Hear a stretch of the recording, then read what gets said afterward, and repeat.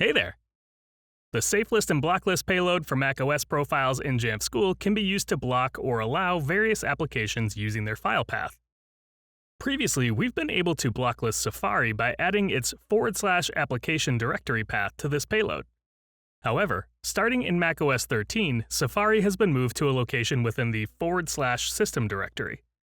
For computers running macOS 13 or later, we'll need to block the following path instead: /system /volumes /preboot /cryptexes /app /system /applications /safari.app. Let's jump into Jamf School and see how to do it. From the Jamf School dashboard, navigate to Profiles, Overview. Then click Create Profile. Select macOS, Device Enrollment, and click Next. Give the profile a name. I'm typing Blocklist Safari. Once completed, click Next. Here, a time filter could be added to this profile if we only wanted it to take effect during a certain time frame. I'm leaving this unselected so that Safari remains blocked at all times.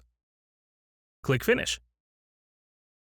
Scroll down in the list of payloads and select the SafeList and Blocklist payload.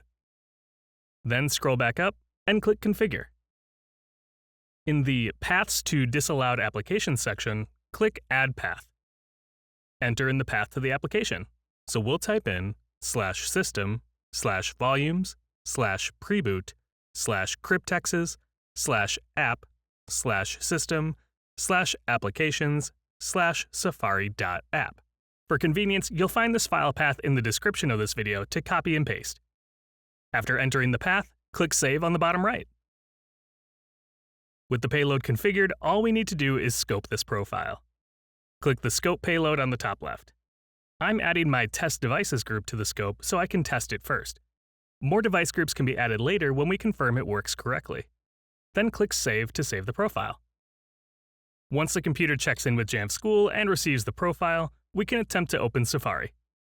As we can see, Safari is blocked from opening and a prompt lets us know it's been blocked. An authentication prompt also comes up that will allow us to still use Safari if we have administrator access. That's all for blocklisting Safari. Thanks for watching.